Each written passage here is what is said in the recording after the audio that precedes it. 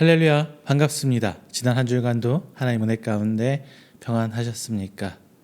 여러분은 어려운 일이 생길 때 어떤 식으로 넘어가십니까?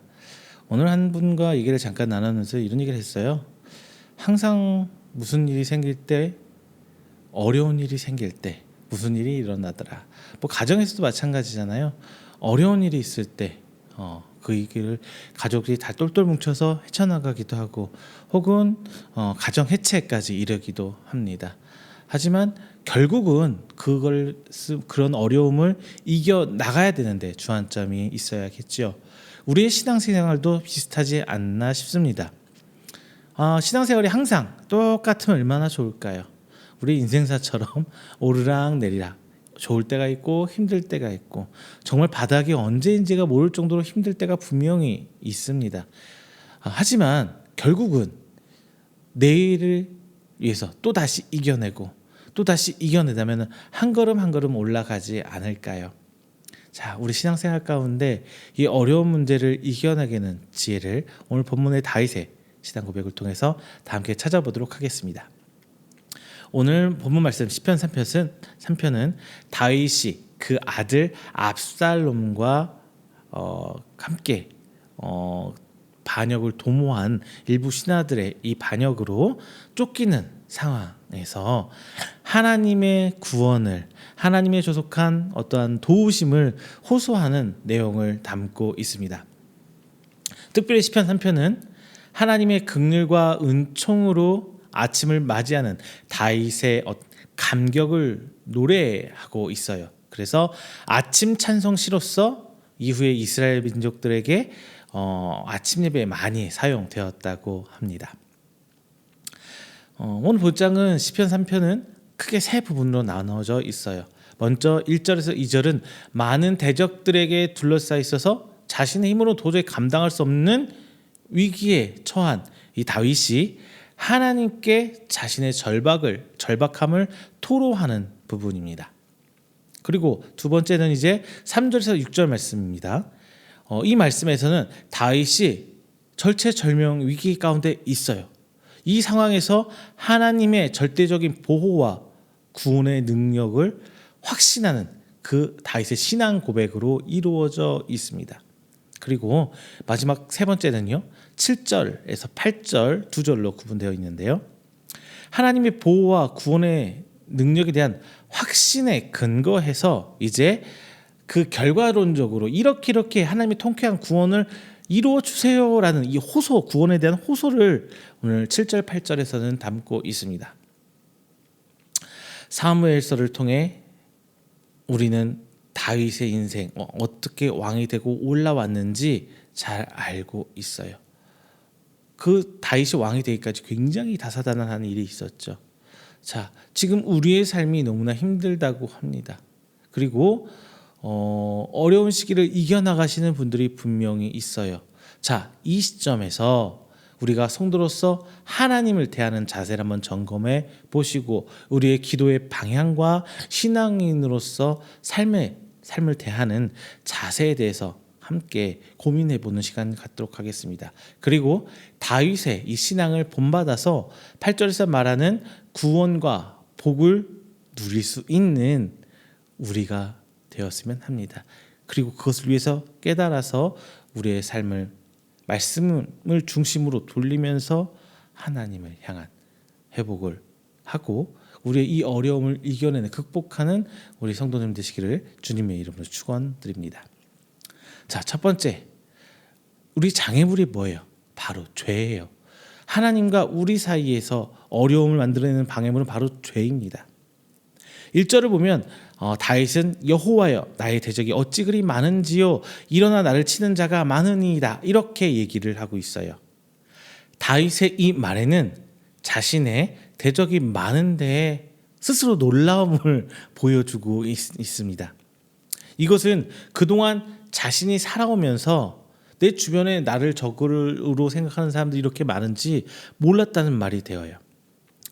다윗은 왕이 되기 전에 사울 왕에게 쫓기기는 하였지만 왕이 된 이후로는 일부 사울 가문 사람들에게 환영받지 못한 것을 제외하면은 다윗의 삶은 그 왕은 그동안 왕이 된 이후에 그냥 형통하는 삶을 대부분 살아왔어요. 아무도 다윗에게 그 왕권에 도전을 한다거나 반역을 꾀한다거나 이런 부분이 보이질 않습니다. 적통은 아니죠. 하나님의 신앙 안에서는 적통이 맞지만 왕권 사울의 초대 왕 사울 왕의 핏줄은 아니잖아요. 적통은 아니잖아요. 분명 그렇다면은 반역이 생길 수도 있고 그 본기를 드는 사람들이 분명히 그룹들이 생길 수 있는데 그런 적이 없었어요. 그래서 다윗은 생각하기에 나는 주변에 적이 없을 거야. 뭐 이렇게 생각할 수밖에 없단 말이죠. 그런데 자신의 아들 이 압살롬의 반역을 겪어보니까 그게 아니었던 것을 알게 됩니다. 자기는 바울 스스로 바울이란다 죄송해요. 다윗 스스로 수많은 대적들에게 둘러싸여서 살아왔던 거예요. 그동안 자신을 추종했던 수많은 대소신료들이 반역자 압살롬 편에 서버린 거잖아요. 얼마나 충격적이었겠어요. 더 충격적인 사실은 뭐예요? 뭐 신하들은 그럴 수 있다고 쳐요. 근데 그 반역을 주도한 대장이 누구냐? 바로 자기 아들 압살롬이었다는 거예요. 그렇다면 다윗의 대적자들이 이전에 없다가 갑자기 생겨난 걸까요? 우리들이 어려움을 겪을 때 아무런 이유 없이 갑자기 어려워지나요? 그렇지 않죠. 이전에도 다윗의 대적들은 분명히 존재하고 있었습니다. 하지만 그들은 감히 하나님의 도움을 받는 다윗을 대적할 수 없었던 거예요. 다만 다윗이 우리아의 아내 바세바를 범하는 죄를 저지르자 하나님께서 내리신 어떤 징계로 하나님의 보호의 손길을 거두심을 깨닫고 이제 그 대적들이 일어선 거죠. 우리는 하나님의 보호하심 아래 살아가는 하나님의 백성이에요. 물론 대한민국 국민이기도 합니다만 우리의 진정한 소속은 어디예요? 하늘나라, 천국 하나님이란 말이죠. 우리는 하나님의 그 보호하시는 손길 없이는 단 하루도 정상적인 삶을 살 수 없어요. 제가 말하는 게 정상적인 삶이란 게 뭐냐? 내가 직장 출근하고 뭐하고 이런 정상적인 삶이란 게 아니에요. 하나님의 통치를 받지 않고 그 법에서 벗어난 치유의 법권에 존재하게 됐다는 거예요. 하나님의 치유의 법권.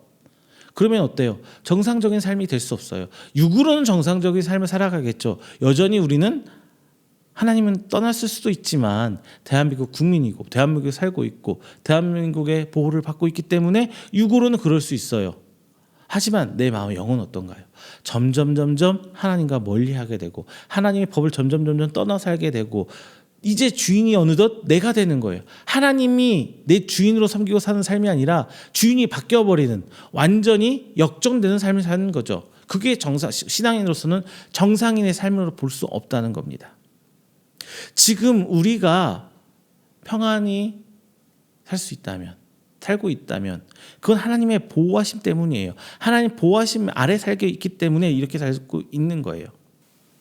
만약에 하나님께서 그 보호하심의 울타리를 걷어버린다면 영적으로 일단 문제가 생기기 시작해요. 영적으로. 그러면서 그동안 내가 살아왔던 다른 방향으로 내 삶의 방향이 꺾이겠죠. 이건 육적인 것도 마찬가지입니다. 왜? 이전에는 하지 않았던 것을 하게 되고 이전에 만나지 않았던 사람을 만나게 되고 이전과 다른 삶을 살아가요. 그러면서 이전에는 하나님께 맡겼던 그 선택의 권한을 이제 내 스스로 취하고 있게 되는 그러면서 어떻게 돼요? 완전히 내 삶의 방향성이 달라지게 돼요. 그러면 이제 금세 위험에 처하게 되는 것입니다. 왜? 성경에서 대적은 그 다윗 주변의 신하들이었지만 지금 우리들의 대적은 어떻게 돼요? 사단이 있잖아요. 그리고 사단들이 내 주변 조장해요. 그리고 내 판단력을 힘들게 만들어요. 못하게 만들어요. 그러면 상황은 점점 악화되겠죠. 이것을 기복으로 해석하느냐? 그건 또 아니라고 봅니다. 하나님 아래 있어도 어려움 상황이 올 수 있어요. 하지만 그 어려움을 이겨낼 수 있는 힘 또한 하나님께서 분명히 주십니다. 하지만 하나님을 떠나 살게 된다면 하나님의 그 보호하심이 없어진다면 이제 그 하나님께서 주시는 은혜를 공급받을 수 없기 때문에 내가 선택하고 내가 결정하게 되는 거예요. 그럼 어려움이 해결되겠냐? 쉽지 않죠. 왜 하나님 말씀을 순종하면 이렇게 징계하느냐? 이거하고는 다른 개념이에요. 하나님께서 그 은혜의 보호하심에 그 울타리를 거두실 때 그동안 눌려져 있던 내 주변의 것들이 싹 솟아나요. 내 욕심이 싹 솟아나요. 그러면서 내 마음대로 하고 싶어지는 그런 상황이 발생된다는 거죠. 따라서 우리가 죄를 멀리해야 될 이유가 여기에 있습니다. 죄는 하나님과 우리를 갈라놓는 장애물이에요. 하나님께서 우리를 놓아버리시냐? 아니죠. 내가 하나님을 놓아버리는 거예요. 하나님께서 나를 선택했는데 내 마음대로 떠나서 살아간다면 그게 죄의 시작점이거든요. 그러면 이제 내 마음대로 사는 삶이에요. 그게 바로 죄가 됩니다. 그래서 우리가 죄를 범하게 되면은 하나님께서 보호하심의 울타리를 싹, 보호하심의 손길을 싹 거두실 때가 있어요. 그렇게 되면 이제 우리 주변에 수많은 대적들이 일어나서 우리를 공격하게 됩니다. 칼로 찌르고 총으로 위협하고 막 주먹질하고 이것만이 위협이 아니에요. 여러 가지가 있을 거예요. 일일이 제가 다 하나씩 예를 들어드릴 수는 없지만 이제 내 삶이 어려움을 겪게 된다는 거예요. 왜? 그동안 하나님의 보호하심 아래에 있어 일어나지 않았던 일들이 이제 일어나게 되는 거예요. 가장 큰 하나만 제가 말씀드릴게요. 이전에는 하나님의 뜻대로 살아오려고 하는데 이제 내 뜻대로 살려고 하는 것. 내 욕심이 먼저가 되는 것. 그로 인해서 발생되는 문제들. 물론 그 중에는 물질적으로 좋은 결과를 거둘 수 있어요. 세상적으로 성공할 수는 있죠. 과연 그게 옳은 걸까요? 우리는 신앙인의 잣대, 말씀에 비춰봐서 봐야 돼요. 모든 걸 세상의 기준에 다 일일이 드러내고 이거 맞냐 틀리냐 이런 삶은 신앙인 삶은 아니라고 저는 봅니다. 이건 믿음이 있는 삶이 아니죠. 믿음은 그냥 믿고 따라가는 거예요.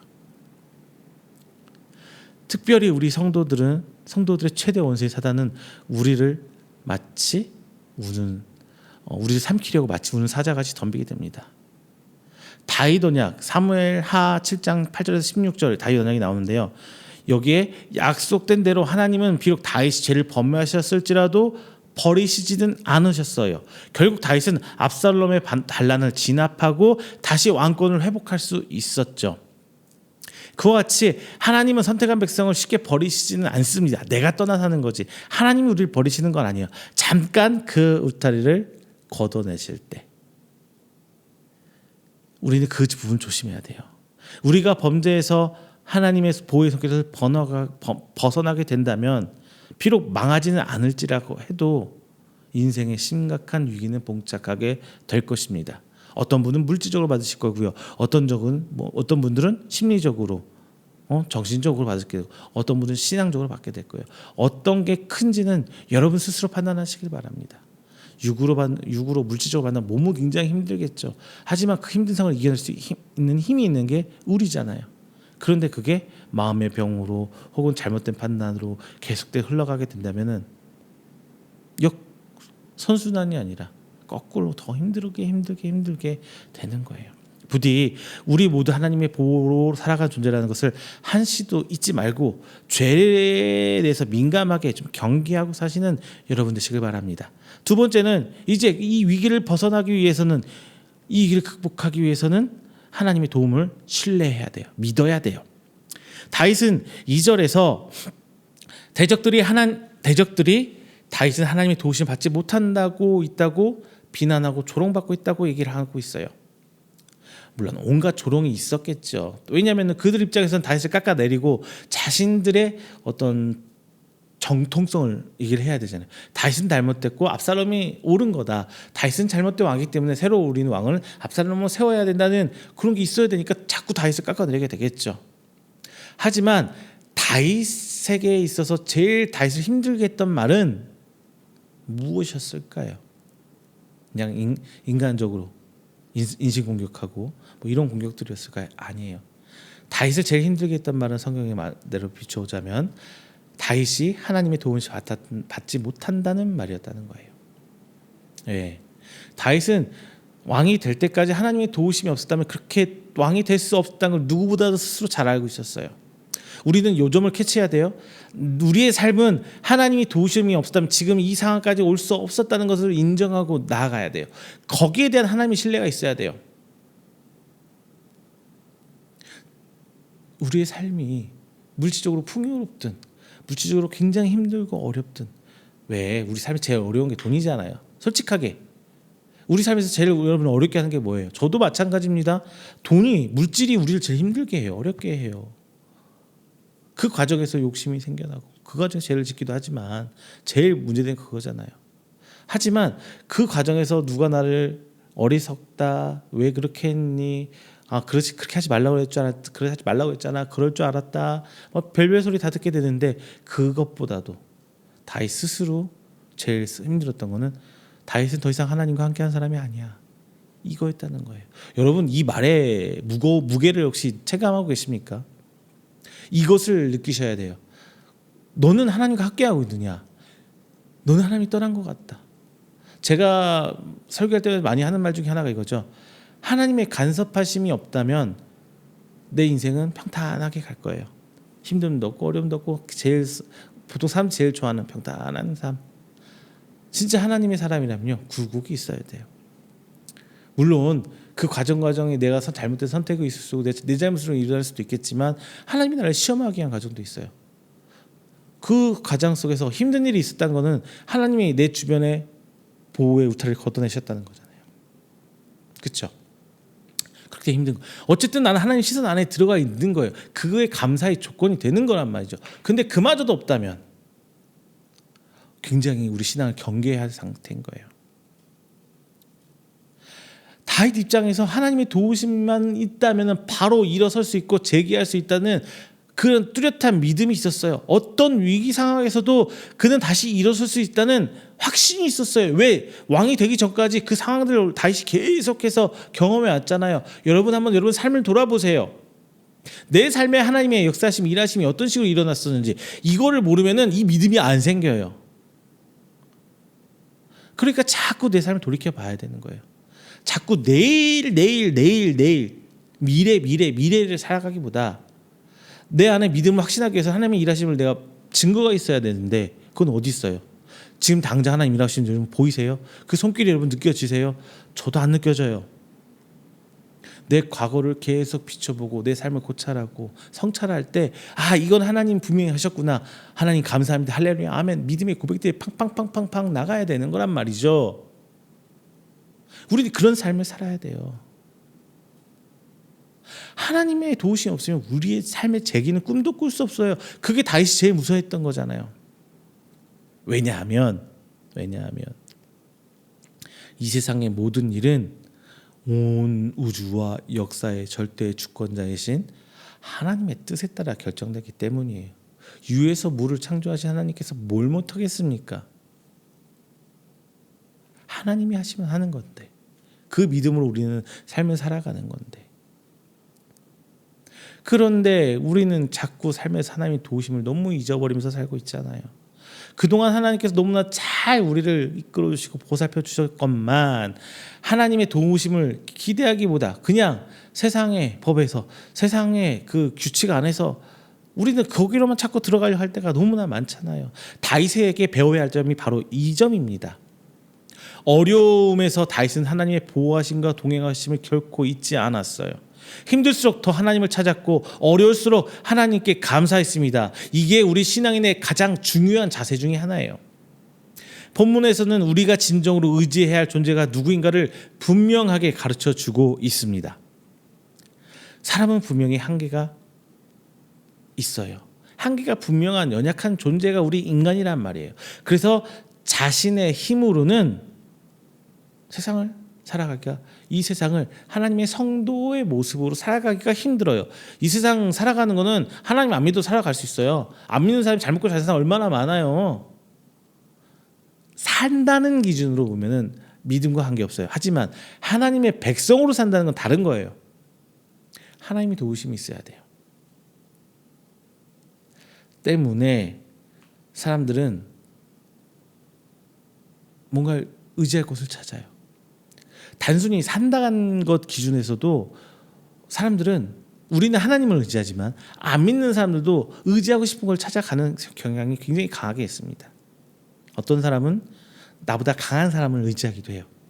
내 한참 위에 선배 아니면 권력을 가진 사람 뭐 이런 사람을 의지하기도 합니다. 어떤 사람은 권력, 어떤 사람은 돈을 의지하기도 합니다. 그러나 그러한 것들은 진짜 우리가 살아가야 이후에 우리 이 땅에 사는 삶 이후의 삶에서는 전혀 도움이 되지 않는 것들이에요. 이 모든 것들 자체가 한계가 분명히 있는 존재들이잖아요. 그래서 성경에서는 사람의 구원은 헛되다 말씀하고 있고 또한 인생은 도울 힘이 없다고 단정하여 말하고 있습니다. 그렇다면 우상은 어떨까요? 우상은 사람보다도 더 사람을 도울 수 없는 허무한 존재죠. 우상은 사람들이 만들어낸 거잖아요. 그냥 이름만 신인 거에 불과해요. 그들의 목적을 위한 신인 거죠. 그것들은 사람에게 도움을 주기는커녕 오히려 사람을 매이게 만드는 존재입니다. 따라서 인생이나 사람들이나 사람에게나 우상을 의지하는 사람은 결정적인 순간에 낭패를 보게 돼요. 도움이 절실한 순간에 그 순간에 가장 낙담하게 됩니다. 저도 그런 경우 많아요. 목사 사회에서 저도 목사로 했지만 목사들끼리도 그냥 사람과 사람 관계일 뿐이더라고요. 의지할 수 있는 것은 아니에요. 자기하고 자기들의 이익과 자기 생각과 배치되는 순간 목사들도 싹 등 돌리시더라고요. 자, 우리를 도우실 분들은 하나님밖에 없습니다. 다윗은 시편 121편에서 1절에 내가 산을 향하여 눈을 들리라 나의 도움이 어디서 올꼬 라고 자문하면서 곧바로 나의 도움이 천지를 지신 여호와께서로다 2절에서 바로 고백하고 있어요. 다윗은 자기의 도움이 하나님이시라는 걸 확실히 알고 있었고 믿었어요. 다윗은 경험을 통해서 그 사실을 명확히 알았습니다. 그래서 그는 평생에 하나님만을 의지했고 어떤 절체절명의 상황에서도 어떤 곳에서 도움을 청하지 않았어요. 그냥 하나님 나를 징계하시는 것도 하나님, 나를 세우시는 것도 하나님, 계속 하나님께 도움만 구하고 있어요. 결국 다윗은 이렇게 하나님께 도우심을 구함으로 위기를 극복하고 다시 회복할 수가 있었습니다. 우리는 과연 누구를 진정한 도움으로 삼고 있습니까? 인생과 우상을 의지하지 마시길 바랍니다. 사람과 우상을 의지하지 마세요. 오로지 하나님만 의지하고 부르짖기를 바랍니다. 하나님께 징계를 당하고 있다고 해도 우리가 도움을 부르짖을 대상은 오직 하나님뿐이에요. 우리가 처한 위기가 하나님의 징계로 말미암아서 온 거라면은 우리는 더욱더 하나님의 도우심을 바라야 되고, 그렇죠. 왜냐하면 하나님께로 말미암아서 온 것은 하나님 외에는 그치게 할 수 있는 존재가 없기 때문이에요. 세 번째, 이제 우리의 믿음의 바람이죠. 하나님은 하나님께서 빼어낸 그 장애물, 그 상황에 대해서 책임지고 응답해 주세요. 자, 본문에서 다윗이 비탈에 빠진 이유는 아들 압살롬을 포함한 많은 사람들이 자기를 해하려고 하고 있을 뿐만 아니라 그들이 스스로가 아니라 자기 대적들이 더 이상 너 다윗은 하나님의 도움을 받는 사람이 아니야, 뭐 이렇게 규정되고 그를 왜곡시켰기 때문에 힘들어했어요. 그러나 다윗은 여기에 굴하지 않고 더욱더 하나님을 부르짖습니다. 즉 자신을 대적으로부터 구원해 주시기를 호소한 거예요. 그것이 본 말씀 7절에서 8절 말씀이에요. 4절 이하 하반절부터는 이에 대해 결과를 언급하고 있어요. 성산에서 응답하시는 거예요. 이는 과거의 응답을 회상하는 것뿐만 아니라 현재와 미래의 응답을 확신하고 있는 것입니다. 즉 다윗은 과거 사건의 회상을 통해서 선취적 신앙을 가지고 이미 현재와 미래의 일에 대한 하나님의 응답을 믿고 듣고 있었던 거예요. 이런 다윗의 응답의 상황에서 보여주듯이 실제로 하나님은 응답의 확실한 분이세요. 하나님은 자기를 믿는 자의 성도들의 기도를 외면하지 않으십니다. 하나님은 자기 백성이 범죄하면은 하나님 스스로 혼내실지언정 그들이 부르짖으면 지켜주자. 그게 구약에 계속된 나오는 반복된 여정이 이스라엘의 역사잖아요. 하나님 뜻대로 살다가 잘 됐다가 어느 순간 벗어나면 죄짓고 내 맘대로 살다가 하나님 징계하시면 또 하나님께 울부짖고 기도하고 하나님 또 회복시켜 주시고 이게 계속 반복된 게 이스라엘 역사잖아요.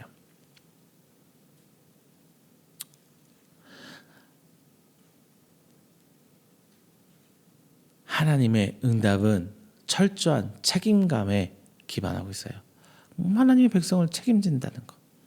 특별히 우리 강구에 대한 하나님의 책임 있는 태도는 세 가지 특징이 있습니다. 먼저 하나님께서는 우리가 찾을 때 외면하지 않으시고 꼭 응답하신다는 거예요. 종종 우리는 하나님 응답을 듣지 못한다고 생각할 때가 정말 많죠. 종종이 아니죠. 정말 많아요. 그런데 이것은 하나님이 응답하시지 않기 때문이 아니라 내 조급함이 원인일 수도 있고요. 혹은 내가 이미 이렇게 되길 바라고 내 욕심으로 딱 결과를 정해놨어. 그리고 하나님이 안 해주시면은 그대로 안 해주시면은 응답 안 하시는 거야. 이렇게 하시는 경우가 더 많죠.